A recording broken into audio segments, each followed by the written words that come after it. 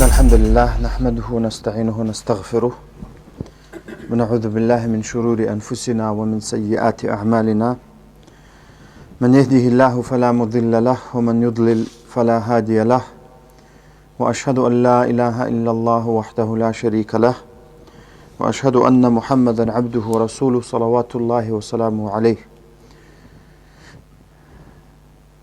أما بعد، فإن خير الحديث كلام الله وخير الهدي هدي محمد عليه الصلاة والسلام وشر الأمور محدثاتها وكل محدثة بدعة وكل بدعة ضلالة وكل ضلالة في النار.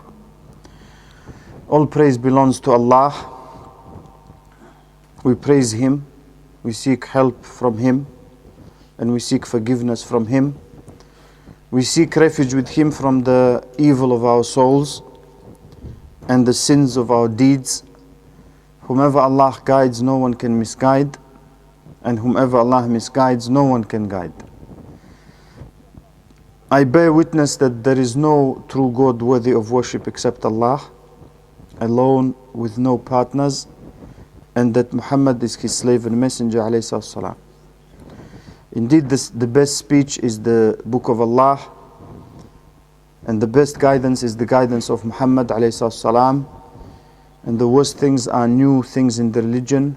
Every such new thing is a bid'ah, and every bid'ah, every innovation is dalala, leads us astray, and every dalala, everything that leads us astray is in the nar, in the hellfire.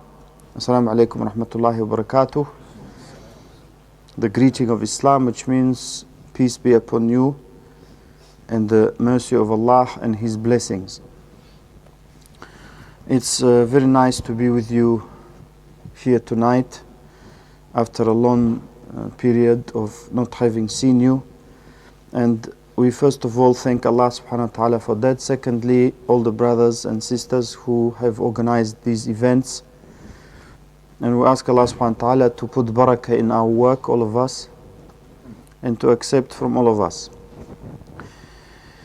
Before I go to the topic of the lecture about the great Imam Abu Hanifa rahimahullah and the other Imams in the coming weeks, bi'idhnillah, by the will of Allah, I want just to concentrate and draw the attention of everyone to the meaning of the word Imam in Arabic.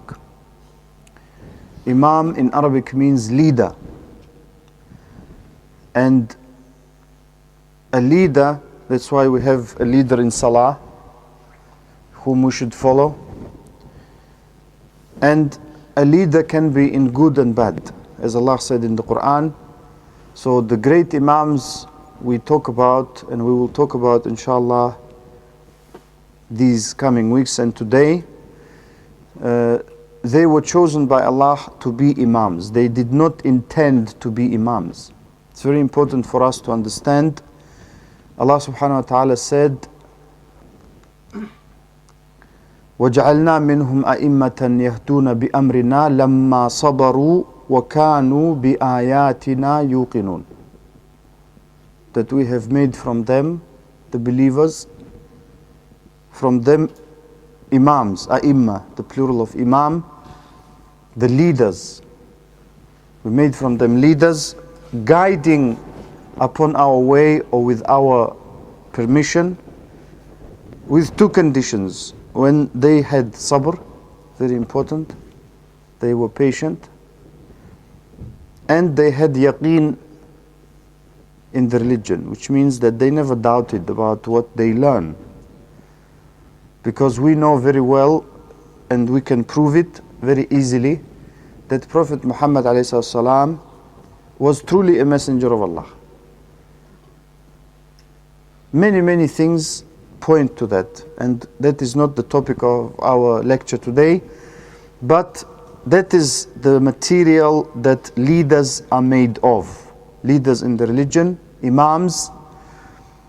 And that's why Ibn Taymiyyah rahmahullah, one of the great scholars of Islam, he used to say, بِالصَّبْرِ وَالْيَقِينِ تُنَالُ الْإِمَامَةُ فِي الدِّينِ, which he explained the same that was said in the ayah, just in other words, that through sabr and yaqeen,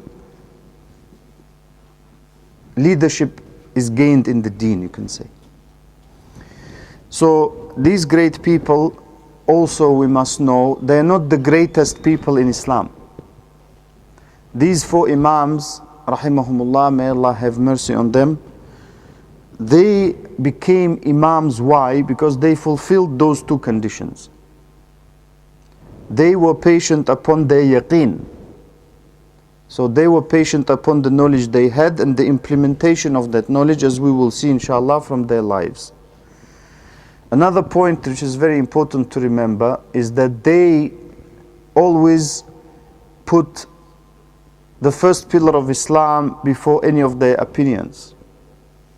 Because the word madhab in Arabic, one of the meanings of the word madhab, because it's very important for us to address that concept of madhab, because the four madhabs is the reason we have chosen the four Imams.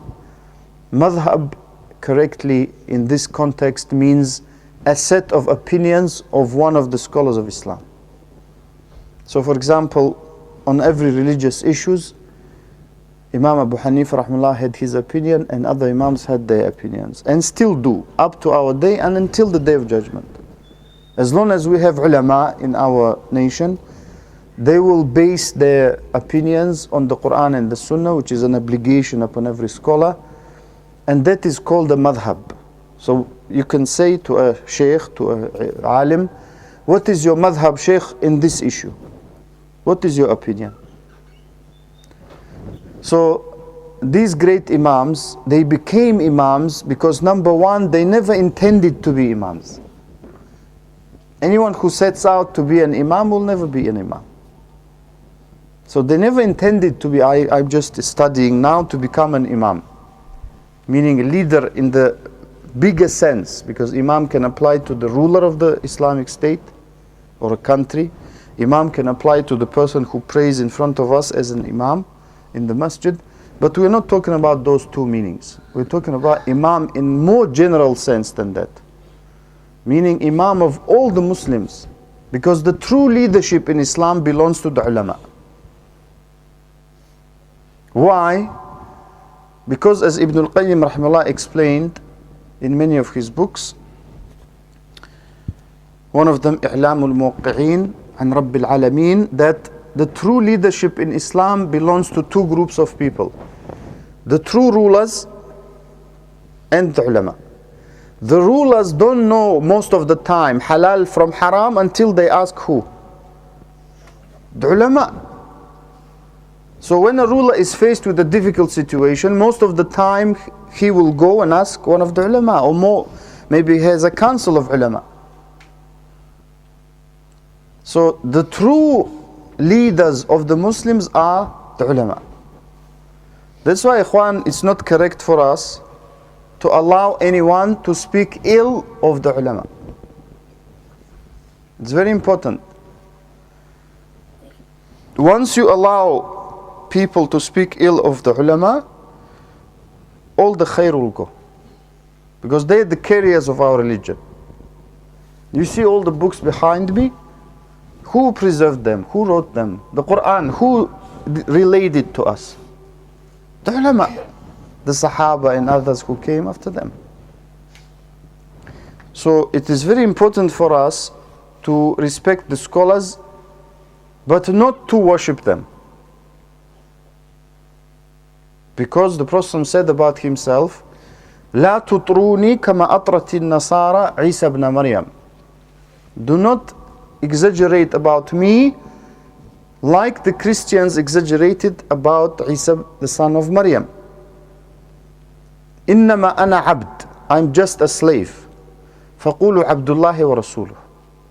So say he's a slave of Allah and his messenger. Meaning, if the Prophet ﷺ said about himself, don't exaggerate about me, meaning don't make me more than what I am, then of course other people are more likely that we apply that to them.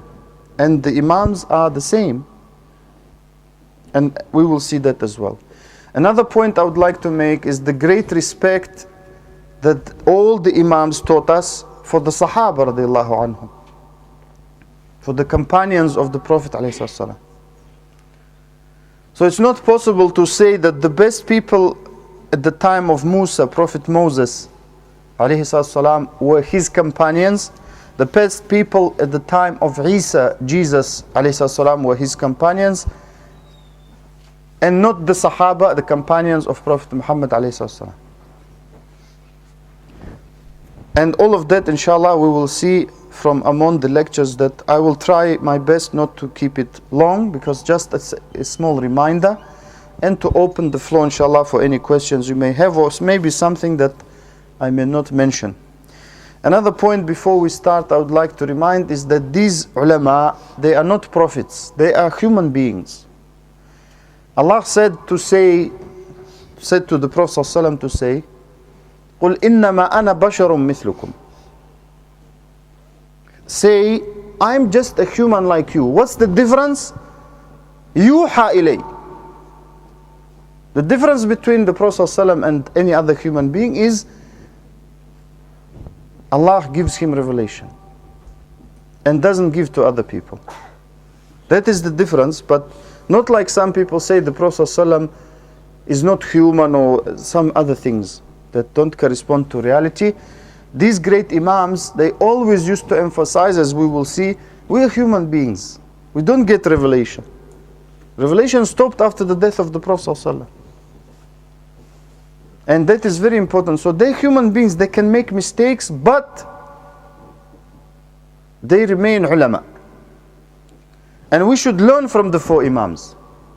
Yani why do we have 4 schools of thought and more even? Why do we have Imam Abu Hanifa rahimahullah himself teaching his own students not to just take everything he says without proof, as we will see inshallah. All of that I'm saying as a small introduction.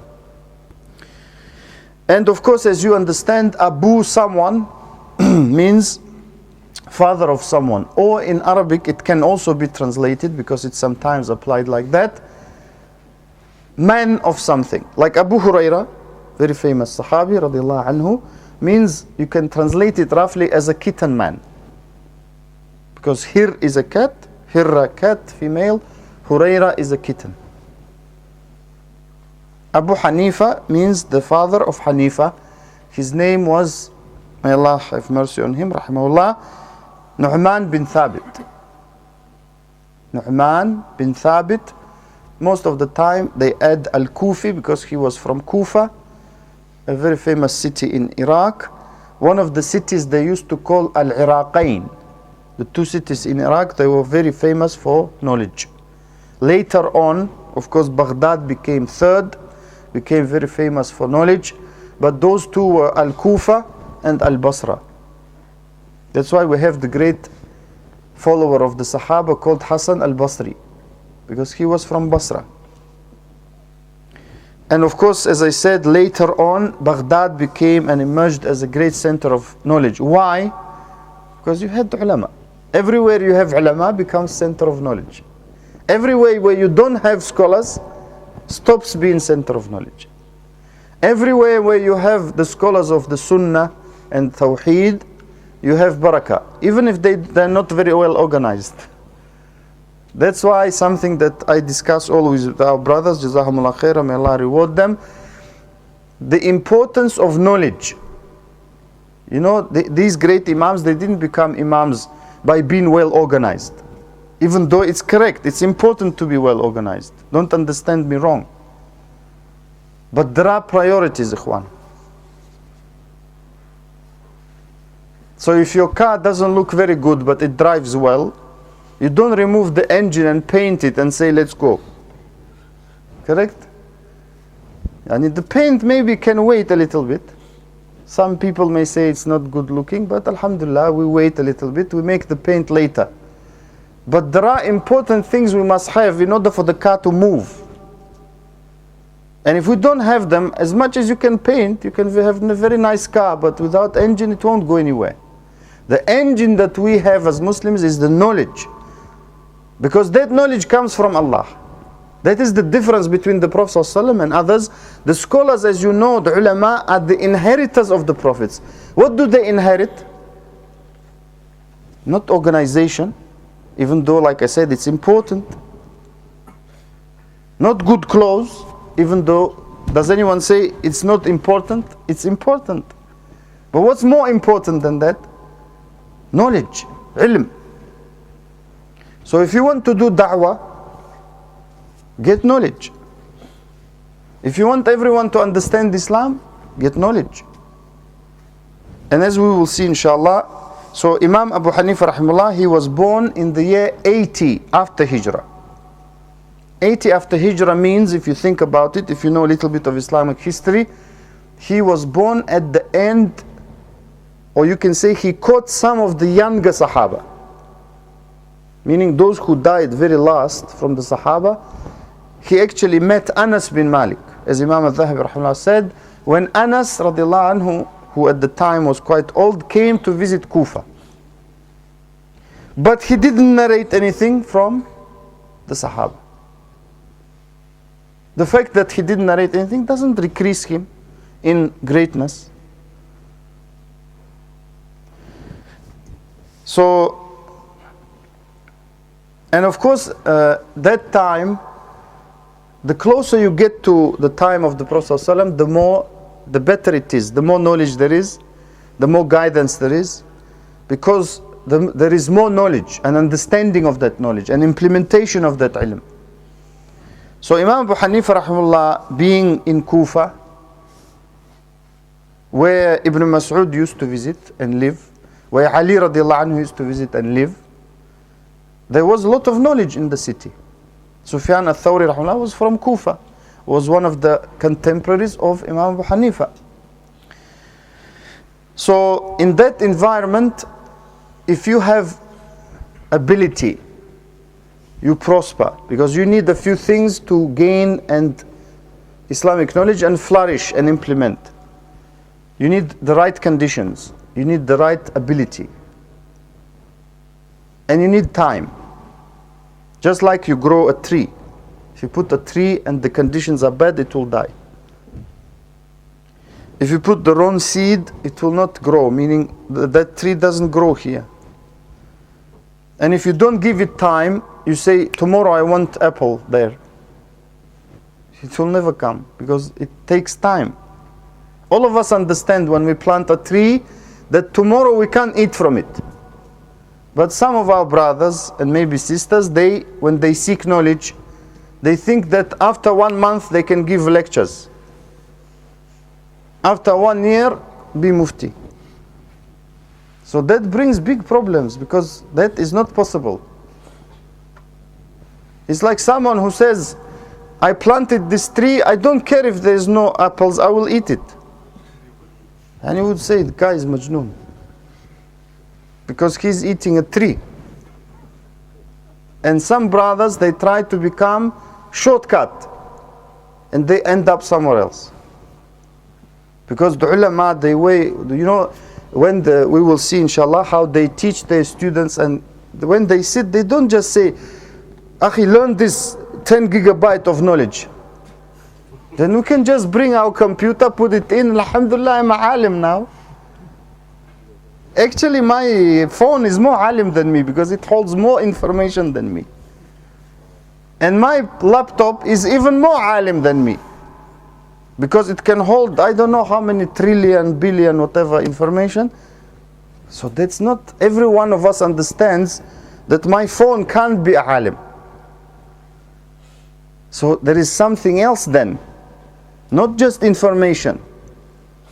And that is a number of things. One of them is adab.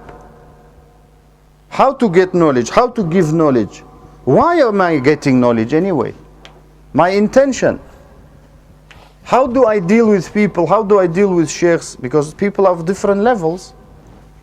Some are older than us, some are younger, some are more knowledgeable, some are less knowledgeable.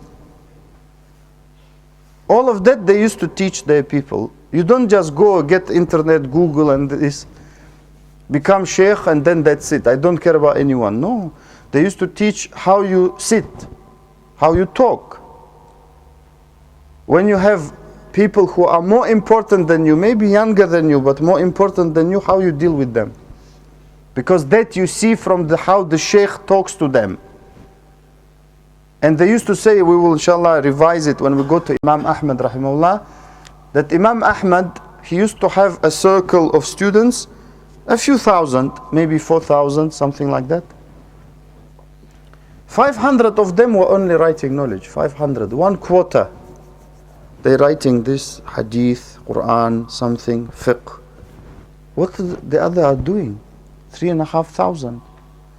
They're just sitting and looking, learning. You know, that's the problem with many of us. If some sheikh said to us, Akhi, you came for a lesson, mashallah, just sit for a couple of weeks. Observe, say, A'udhu Billah, what's this sheikh? He's laughing at me. He wants me just to sit, observe. What am I? In a cinema? But that's how the ulama treat you. Some ulama, and even now, they'll tell you, if you don't wear proper things, I won't teach you. So some brothers come and say, A'udhu Billah, what's wrong with that ta'alim? Nothing wrong. He wants you to, when you go to university or somewhere, they tell you, don't come in this clothes or come in this clothes. So that alim is telling you the same thing. The point I'm making is these great people, they used to not only give information, because it's not IT, you know, information technology. Otherwise, like I said, the computer is more alim than us. It holds much more information than us. There is no alim in the world who can compete with the computer. But the computer is not a alim.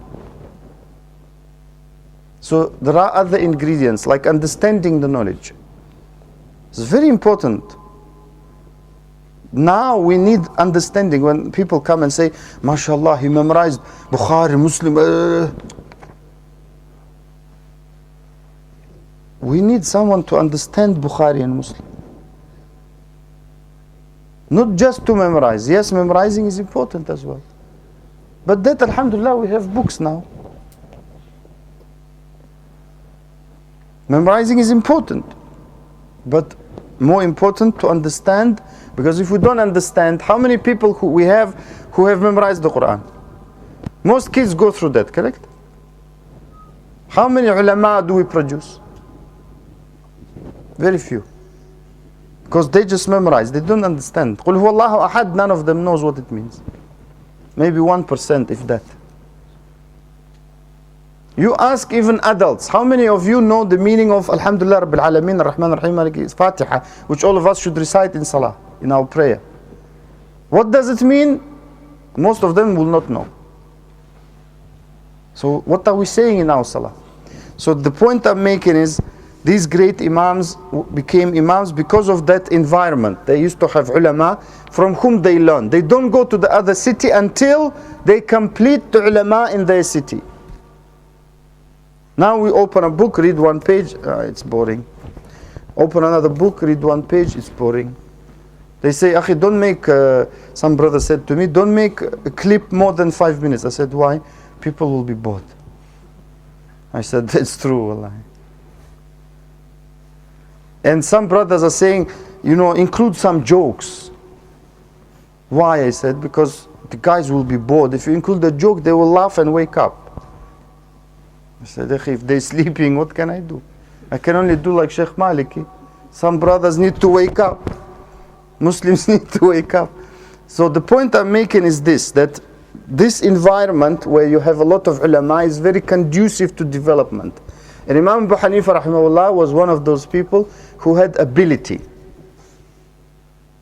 And you know, Allah gives some people more ability than others in certain areas.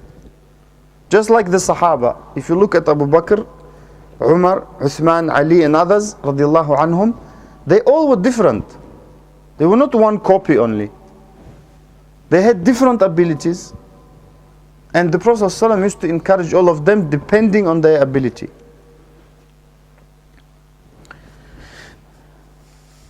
And it is said that Imam Abu Hanifa rahimahullah had Persian origin.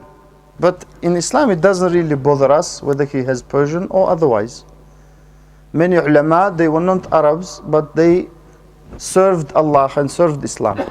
So we shouldn't have a problem with any nationality, as long as they follow or don't follow the right things. And we should try and remove in our hearts racism, nationalism, and all the other isms that don't go with Islam. That's very important. That is jihad that's obligatory on every one of us, to fight ourselves. To fight to do what? To purify our hearts. And I will mention some of what some ulama said about Imam Abu Hanifa rahimahullah, and then I will mention some of what Imam Abu Hanifa said rahimahullah himself. Yazid bin Harun, one of the great ulama of that era, he said, "Ma ra'aytu ahadan ahlama min Abi Hanifa." I have never seen anyone more patient than Abu Hanifa, meaning even in discussions, because he was very. Some ulama used to say, if he wants to say that this column, this pillar in the masjid is made of pure gold, he can prove it to you. The same they used to say about some modern scholars like Sheikh Al-Albani. And some are given the power to prove their point. Some can't argue anything, but they're still ulama. So in debating, which is not of course encouraged, but sometimes the ulama should do it for the purpose of showing the truth to the people, and not anyone who wants to debate. Debating is not encouraged in Islam.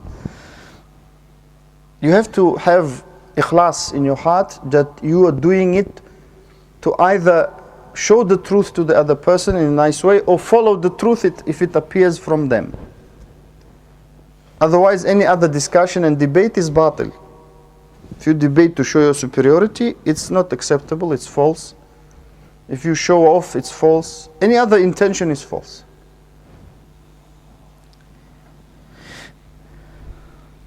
And Abu Muawiyah ad-Darir rahimahullah said, "Hubbu Abi Hanifata min as-Sunnah."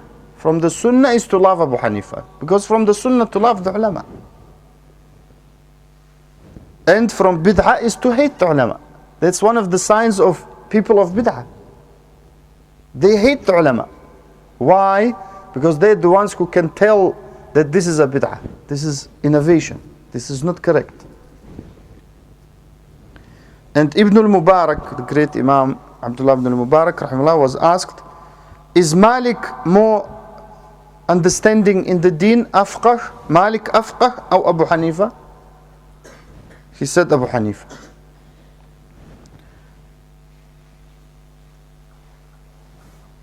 And Yahya ibn Sa'id al-Qattan, one of the great ulama of hadith and fiqh, rahimahullah, he said, "La nakdhibullah." We don't say something that is false in front of Allah.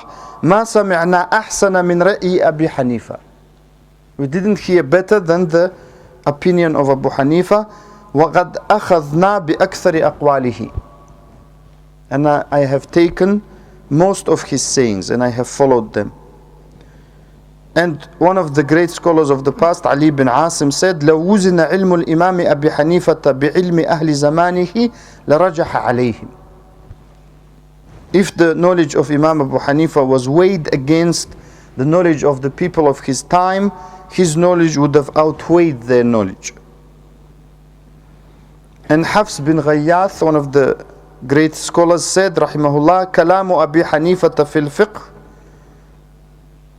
أدق من الشعر.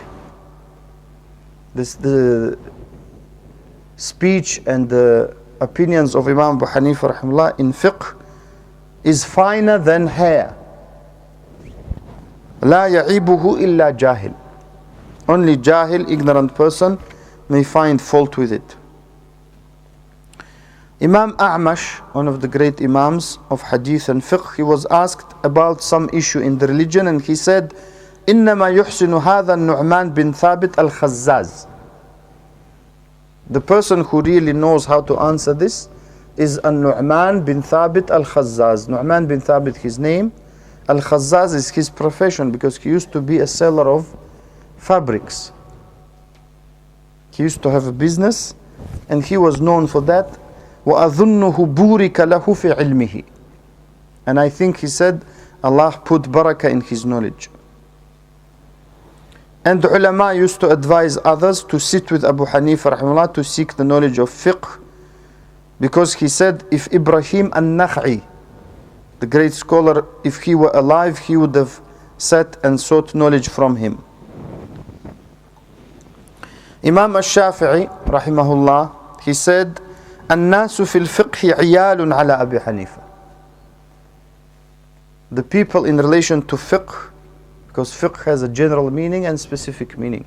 General linguistic meaning means understanding. Specific meaning in the Sharia, it means those things that are to do with the rulings, with the ahkam, backed up with their proofs.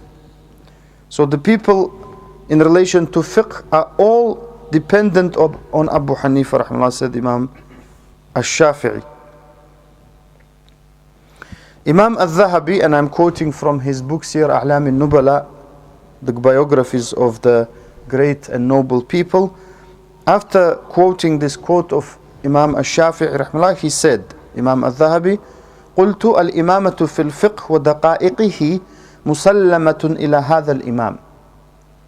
The fact that this man is an imam, a leader in fiqh, and its minute details is very well known. He said, وَهَذَا أَمْرٌ لَا شَكَّ فِيهِ. And this is something there is no doubt about. And he then brought some poetry, وَلَيْسَ يَصِحُّ فِي الْأَذْهَانِ شَيْءٌ إِذَا احْتَاجَ النَّهَارُ إِلَى دَلِيلِ.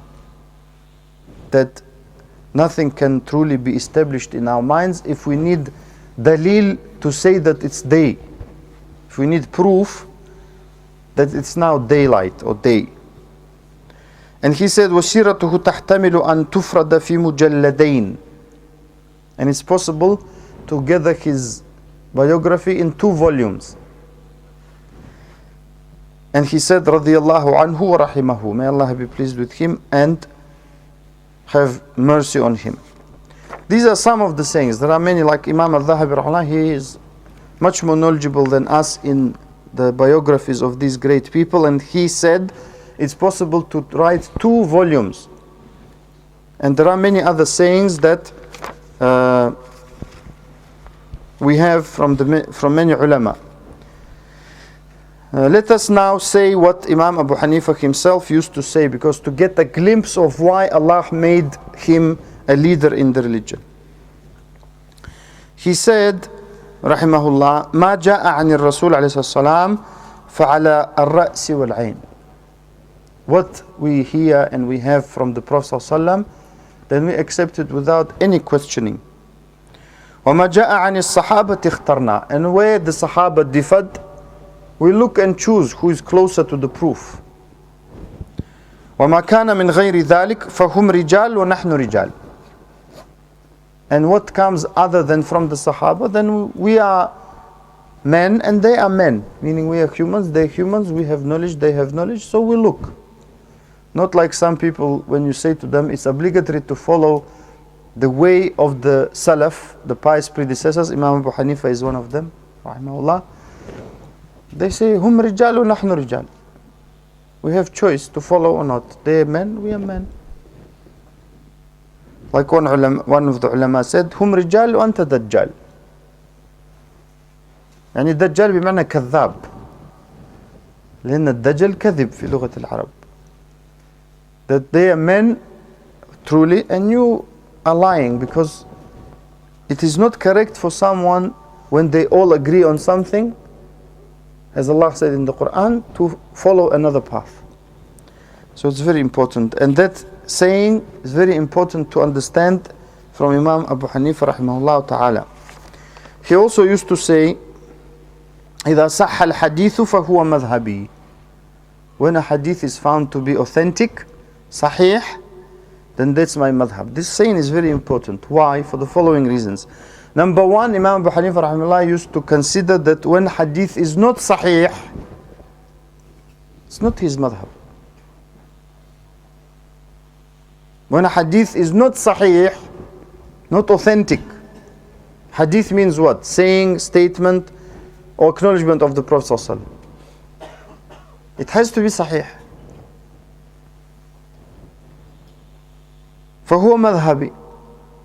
His madhab is what? Hadith sahih.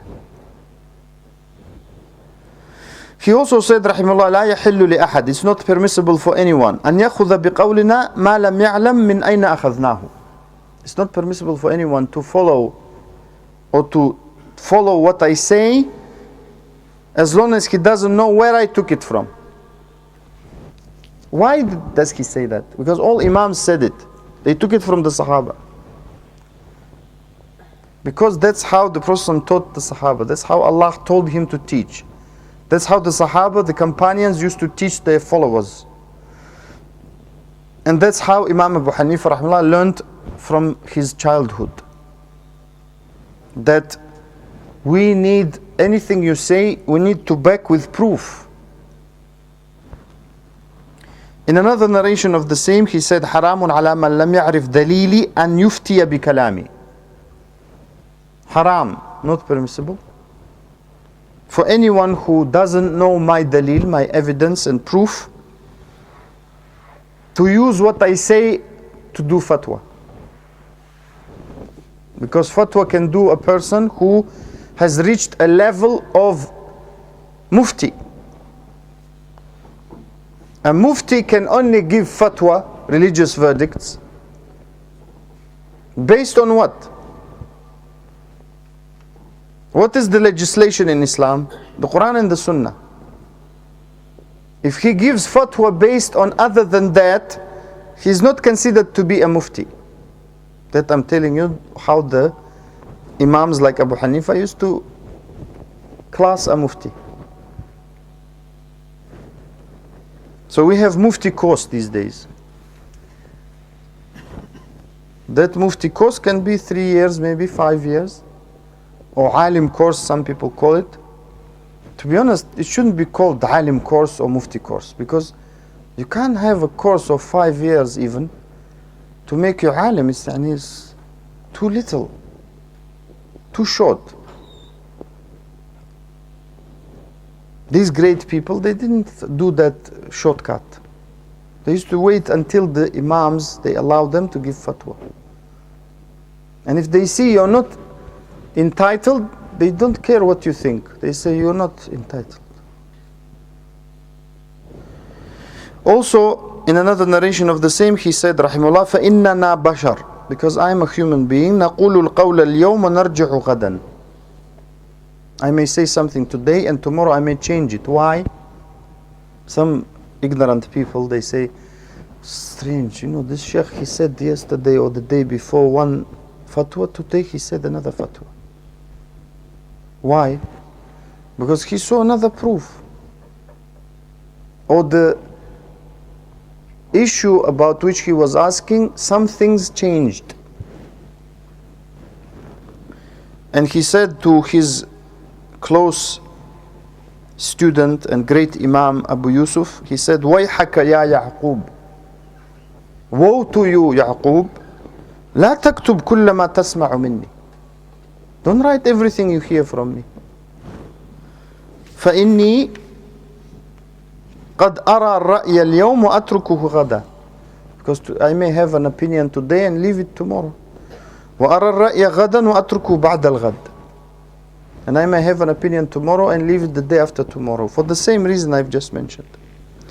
He also said, rahimahullah, إذا قلت قولا يخالف كتاب الله تعالى, if I say a saying that differs with the book of Allah,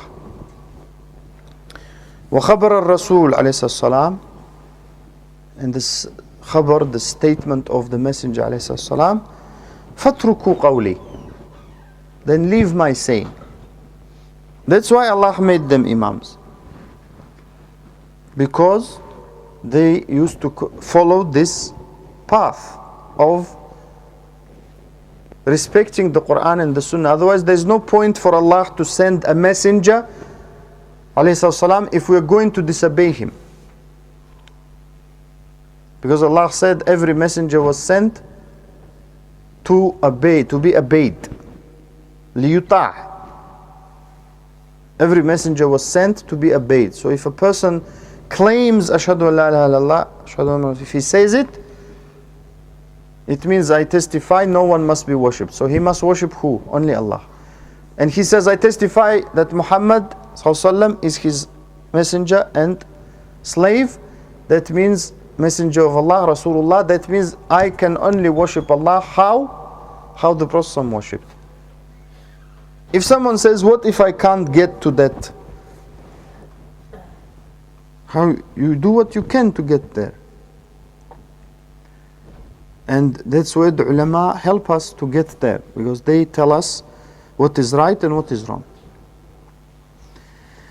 His creed, his belief, rahimahullah, was exactly the same as the belief of the Salaf, the pious predecessors, with probably one major exception, that he used to consider that the deeds of the people are not included in the Iman. And as Ibn Taymiyyah rahimahullah said, that was not a major, he said, difference with the Imams of the Salaf, even though it is not quite accurate to say that.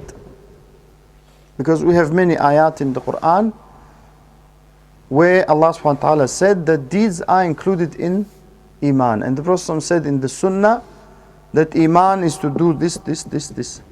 And he included the deeds in the Iman. Like I give you a quick example. The Prophet said Iman is more than 70 branches. In Bukhari and Muslim, what's the highest? To say La ilaha illallah. What's the lowest? To remove something harmful from the way of people. Is it an action or a saying? To remove. It's an action. And it's part of Iman, correct? And al-haya, to be shy, is part of Iman, is a branch of Iman. What's al-haya? What's shyness? Is it in the heart or in the hand? In the heart. So all this hadith is very short, but it includes everything. Includes the actions of the heart, the tongue, and the actions. Imam Abu Hanifa rahimahullah never differed with the Salaf, with the Sahaba, and he was from the Salaf. He never differed with his contemporaries and the ulama and the Sunnah in what? In what we have some people who say they are Hanafi. They differ with the aqidah of the Salaf, like the names and attributes of Allah subhanahu wa ta'ala. He never differed with them. You can try and look. There is no such thing. And he never used to reject hadith deliberately. And otherwise Allah would not make him an imam.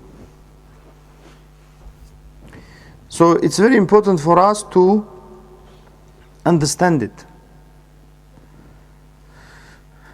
Also, as Ibn Taymiyyah rahimahullah said in many of his books, to knock imams of the deen is not from the way of the Salaf. So we have to exercise extreme caution, especially when we have not reached any level of anything, when we criticize great people like him. Let us now quickly look at some of the things they say about Imam Abu Hanifa rahimahullah that may stir some debate. One of the things that is recorded, and sometimes we hear it, is that he for 40 years prayed Isha and Fajr with one wudu. Is it possible? It's possible, of course. Why not? It's possible. Isha, for example, in the, let's say now even, 7 o'clock. Fajr is 6 o'clock or something, or 5 something. So if you don't eat much, you don't go to the toilet. It's possible. But is it sunnah? Because if you don't sleep, and for that to exist, what do you need to do? Stay awake. Is it sunnah to stay awake all the time, 40 years, not to sleep at night? It's not sunnah. So we say, even if it's true, because it's very hard to believe it's true, even if it's true, because we think of Imam Abu Hanifa as who? As someone who follows, rahimahullah, the sunnah. Even if it's true, the sunnah is to sleep. At least some part of the night.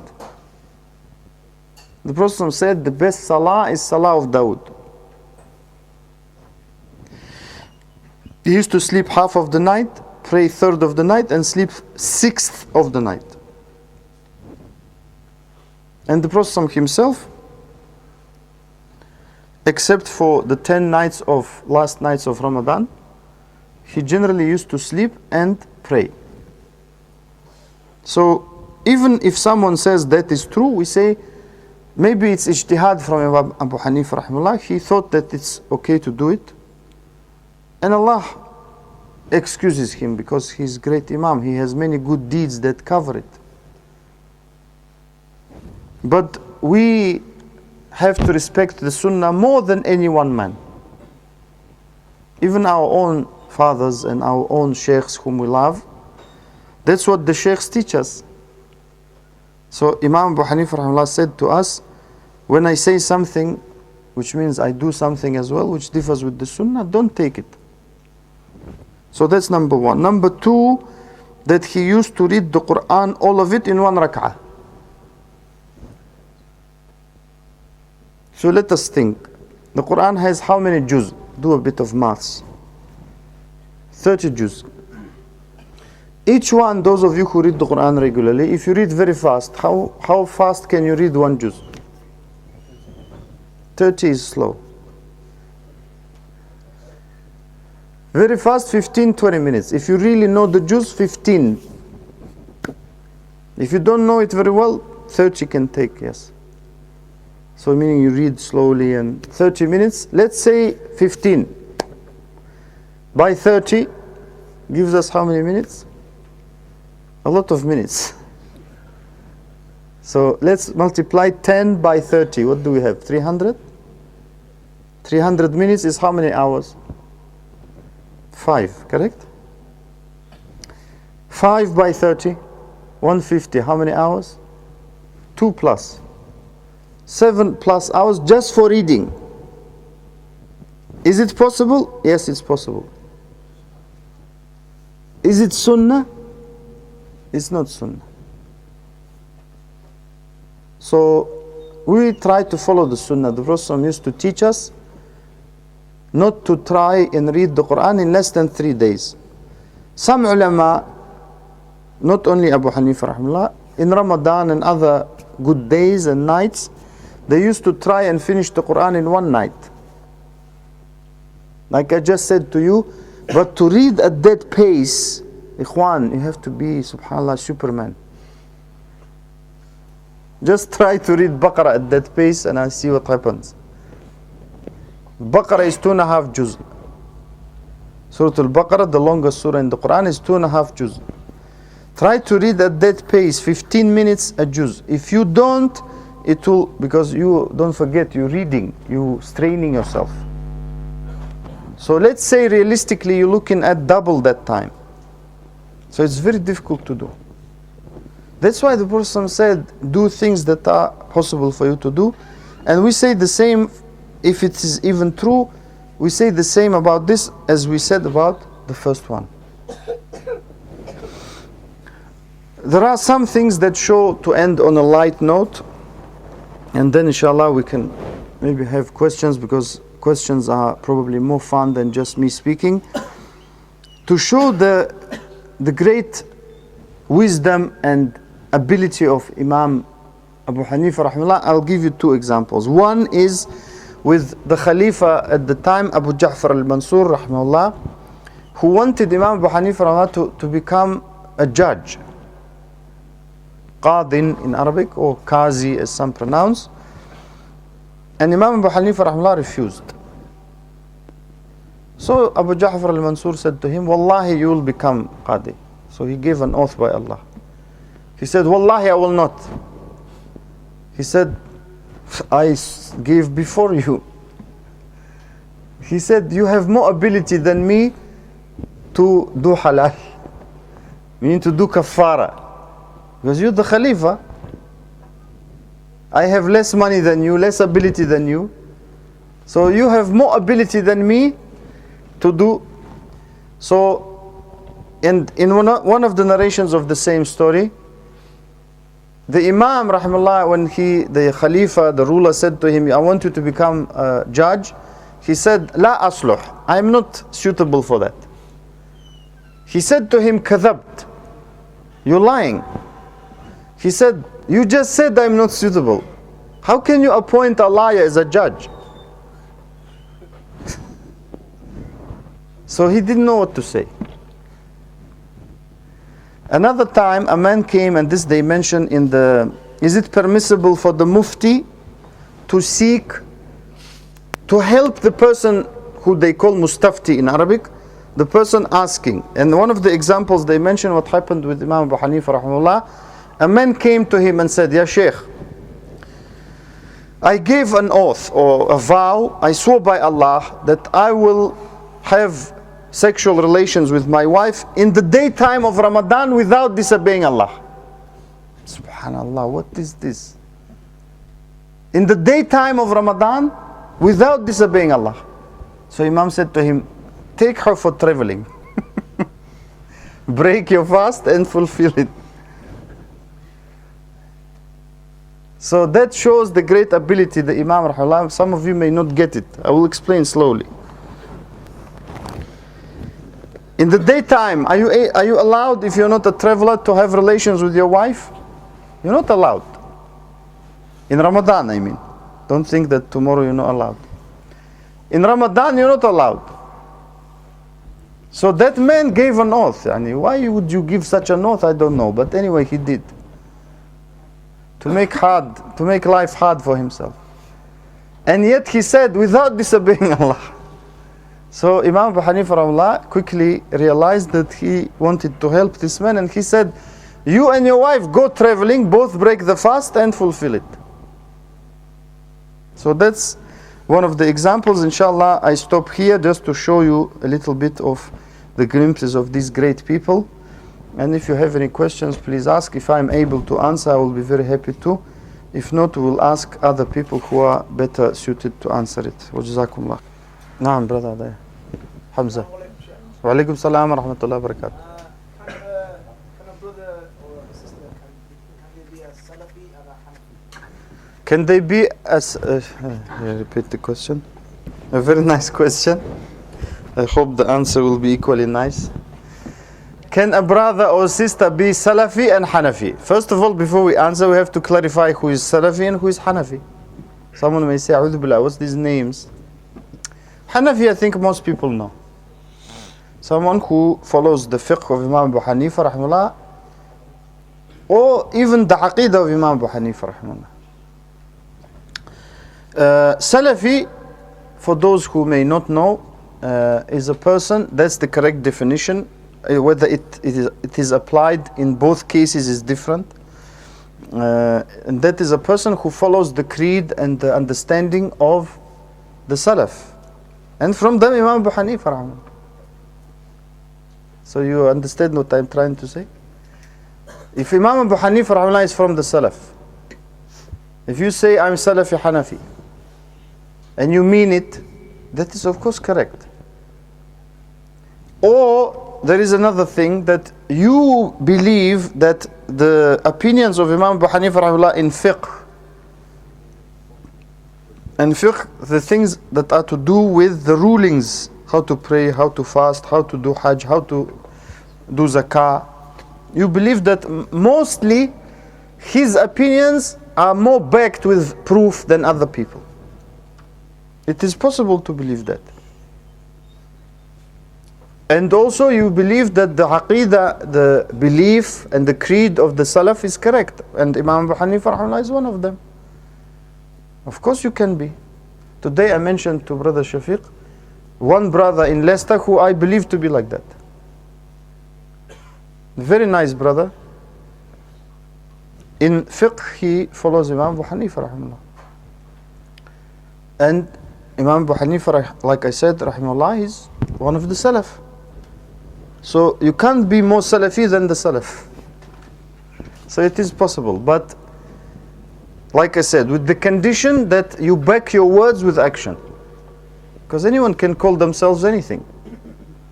Like someone said, you can conquer countries by talking, but if we say we are Salafi and we don't do anything, if we say we are Hanafi and we don't even know what Abu Hanifa rahimahullah said, how he used to follow the Quran and Sunnah, it's not much good. So theoretically it's possible, practically it's possible, but it has to be backed by words. Naam. There's next question is, was Imam Abu Hanifa Ashari in Aqidah, and what was his belief about where is Allah? طيب, of course, how can Abu Hanifa rahimahullah be Ash'ari if Imam Abu al-Hasan al-Ash'ari came after him? I don't know that. That's number one. Number two, just if you know history and dates, you can answer that. Number two, what was his belief regarding where is Allah? We explained it, alhamdulillah, last time I came, we had the whole lecture about where is Allah.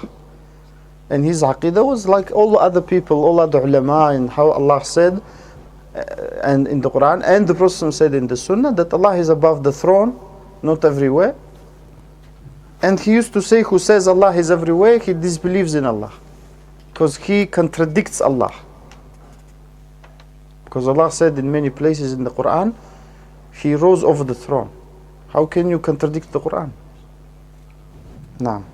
Question here says, Assalamu alaikum. Alaikum salam. Did Imam Abu Hanifa have the ability to see people's sins falling off from them while they were making wudu? And was this... I need more water after this question. I can't read the second bit, but the first thing is basically, did Imam Abu Hanifa, could he see people sins falling off when they were making wudu? I mean, how can we say that Imam Abu Hanifa could see that? If I don't know if the Prophet, I don't know any hadith that the Prophet himself saw that. So these are exaggerations. Why does Isa to be good, why does he have to be God, Allah to be good? Why? He is good as he is, being a prophet. Why does Imam Abu Hanifa need to do that to be good and to be Imam? He doesn't need, because he's a human being. He became Imam through his work and knowledge and following the Sunnah, not through seeing sins drop in the wudu area. And it's strange. No, we don't have any proof for that, and it's just a superstition. Any questions from the floor? Yes, brother. What proportion of the Hanafi madhab at the moment is actually the opinions of Imam Abu Hanifa? Mm-hmm. And for the remaining proportion that isn't his opinions, what makes it classified still as the Hanafi madhab? Is it because of the way the rulings are derived? Mm-hmm. It's a very good question. What's the proportion of the people who claim to be Hanafi are really actually on the Hanafi madhab or Hanafi opinions of Imam Abu Hanifa rahimahullah? And the second? The second was that for those opinions that aren't Imam Abu Hanifa's, what still qualifies for it to be Hanafi madhab? And those who are not following Imam Abu Hanifa, what qualifies them to follow? Because like I said, anyone can claim anything.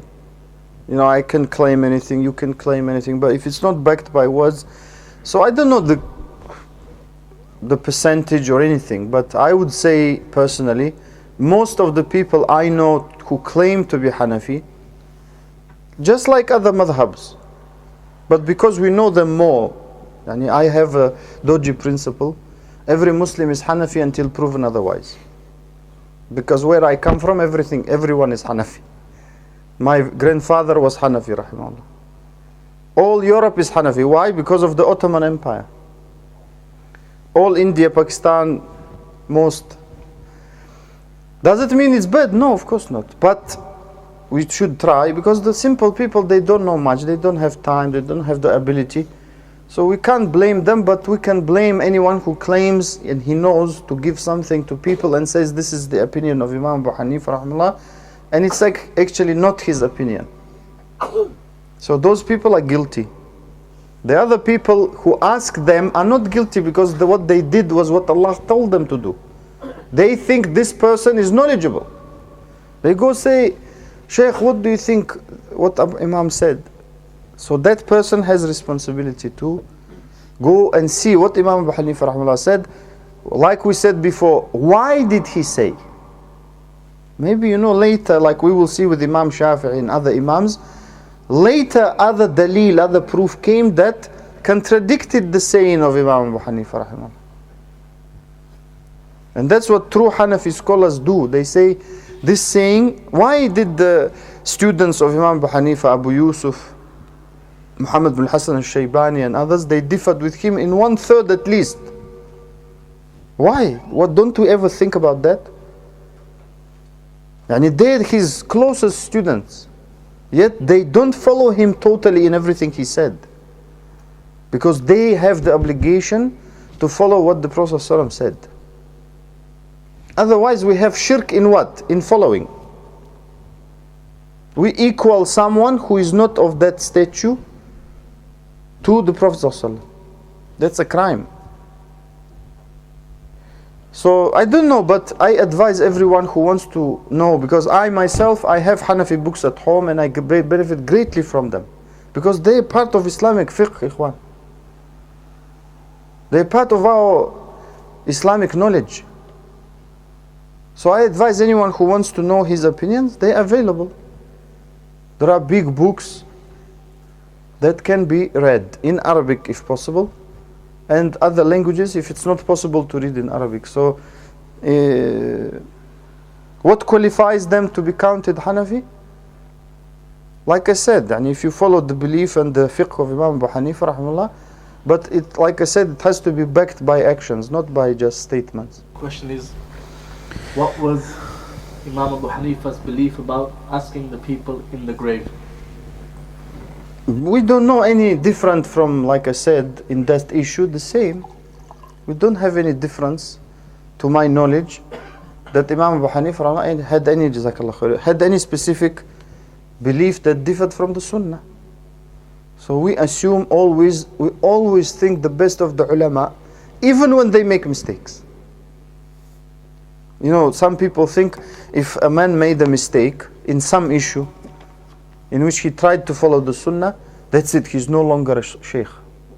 He's no longer an imam. No, who said that? If your father makes 2 mistakes, he's not father to you? You get a new father? It's not correct. So these great imams don't just stop being imams by making a mistake. And in this, he never made a mistake to my knowledge. No. Well, that's the question, that is it possible to follow the Sunnah if people follow strictly just one imam? Just one imam. Yeah. The obligation upon every Muslim is to follow the Quran and Sunnah. That without any doubt, it's ijma' of all the ulama. It's a consensus. No alim said, no, we have other things to follow. We have to follow the Quran and Sunnah. How the Salaf used to understand, how the Sahaba and everyone implemented. If, for example, we have an area or a country, which is the case now, where they implemented a certain legal system based on a certain set of opinions by a certain imam, that is possible to be, with the condition that we don't impose on people, if it differs with the Sunnah, to follow that. So it's very important. But is it possible to follow an imam and to follow the Sunnah? That's the same question as Salafi Hanafi. It's possible, but you don't make that man the Prophet ﷺ. Which means what? I once had a nice discussion with a brother. I said, is it possible that Imam Abu Hanifa was right in everything he said? He said, no, it's not possible. I said, Jazakallah khair. That's what I want. It's about any imam.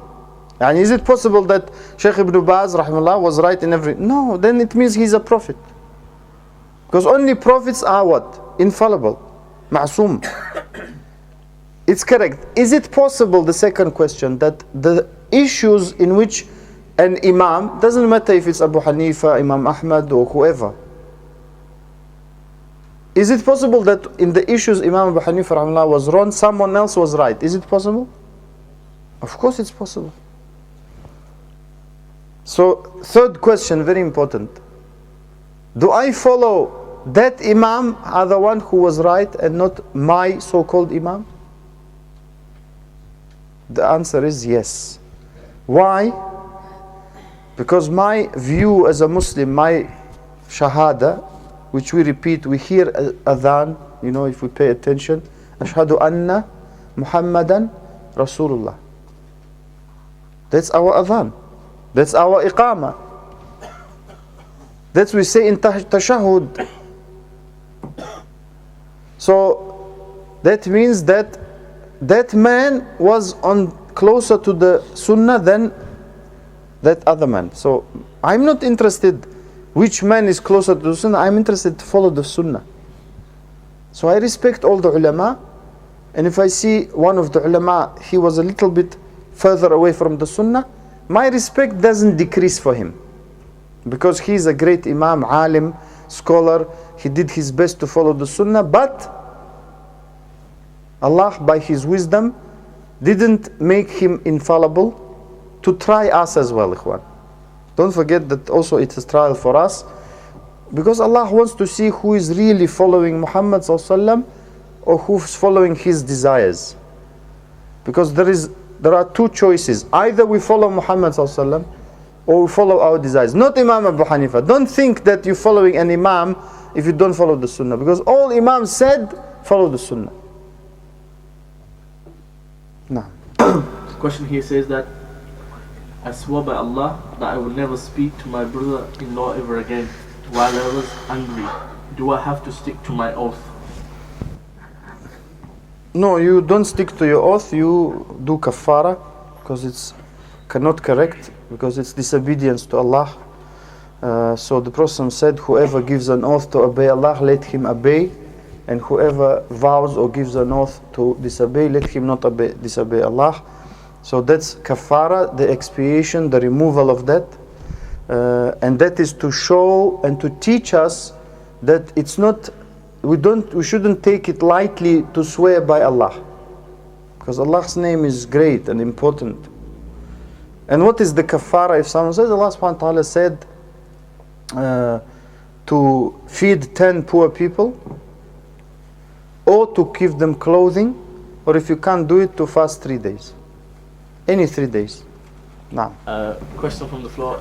Yes, Akhi. When you come to a decision about a particular subject and you're not sure, so the opinion by Hanifah, might be opinion by Shafi.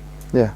For the layman who doesn't understand Yeah. the rulings and the knowledge behind that, how do we then make a decision on which way? Yeah, very good question.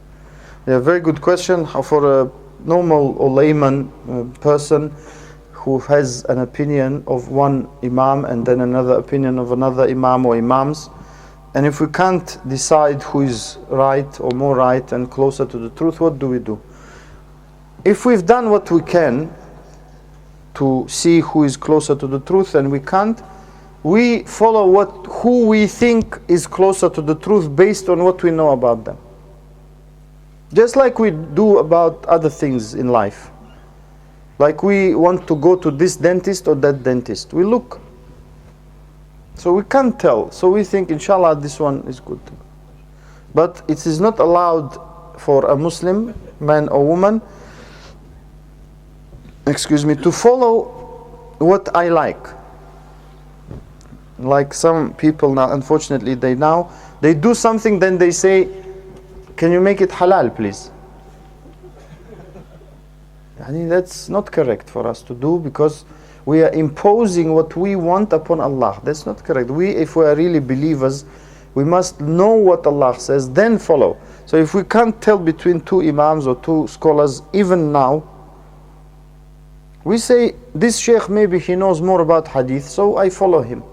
This sheikh, he knows more about fiqh, I follow him. Somehow we try to, or he, I think, is closer to this alim, so therefore he knows his opinions more, or something we use to decide. And as long as we don't follow what we think and we try to follow what Allah loves, Allah will always help us. And if you're not sure, leave it. If you have doubts, leave it. And that's how imams used to do. as we will see in their biographies, inshallah. Are we allowed to use fireworks? It's going to be fireworks today. It's originally its asl, its principle is halal, because it's not haram in itself. Of course, with the proviso that you don't celebrate anything haram. Number one, and number two, it's safe, because there have been many cases when people, especially children, got injured by that. But otherwise, the asl, the general principle is everything halal in that sense, in non-religious sense, until proven otherwise. A question from the floor. Yes, Akhi? Did any of Imam Hanifah's opinions went against the Quran and the Sunnah? Did any of his opinion contradicted the Quran and the Sunnah? Did any opinions of Imam Abu Hanifa differ from the Quran and Sunnah? If they don't differ from the Quran and Sunnah, he's a prophet. طيب? Only prophets don't differ from Quran and Sunnah. Every other person, including Abu Bakr, Umar, and everyone else, they have something in which they differed from the Quran and Sunnah. Some a little bit more, some a little bit less. Imam Abu Hanifa is a human being, so some of his opinions differed with the Quran and Sunnah, but not deliberately. We never think that of the ulama.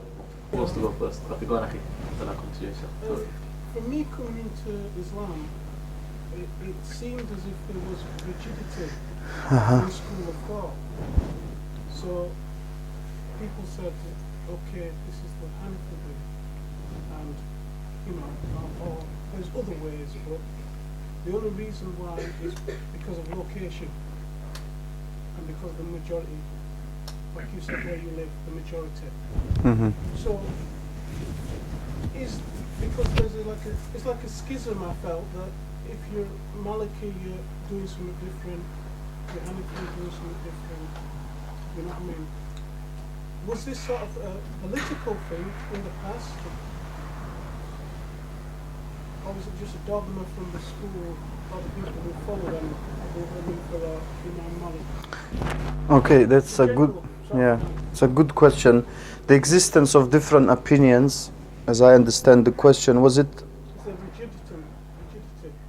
Yeah, is there rigidity in Islam? Number one, and the existence of opinions or madhabs, if we say in other words, politically motivated occurrence, or was it propagated by the proponents of that opinion themselves? I mean, there is rigidity in Islam in certain things. For example, we believe in Allah, His what? Angels, His books, His prophets, the Day of Judgment, and Al-Qadr, the predestination. Is there any flexibility with that? Can you have difference of opinion? No, you can't. And alhamdulillah, the ulama never had difference of opinion on that. So in some things we never have difference of opinion. Like La ilaha illallah Muhammad Rasulullah. Can we have difference of opinion? No, never. So there is rigidity in that. So, and some flexibility in other things. In what? In which the Prophet allowed flexibility. So, for example, we have different ways of doing tashahhud in salah. Tashahhud when we sit, when we say tahiyatu lillah, salawatu tayyibat, and so on. There are 7 or 9 different ways. Some ulama chose one. They said this one is better. Some ulama said no, that one is better. In that, because it's based on the sunnah, we have flexibility. And other examples we have in the sunnah. So some things we have rigidity, some flexibility, number one. Number two, was it politically motivated or politically encouraged? Yes, in some cases it was. One of the reasons that some of the opinions spread, because politically they gained approval from the rulers.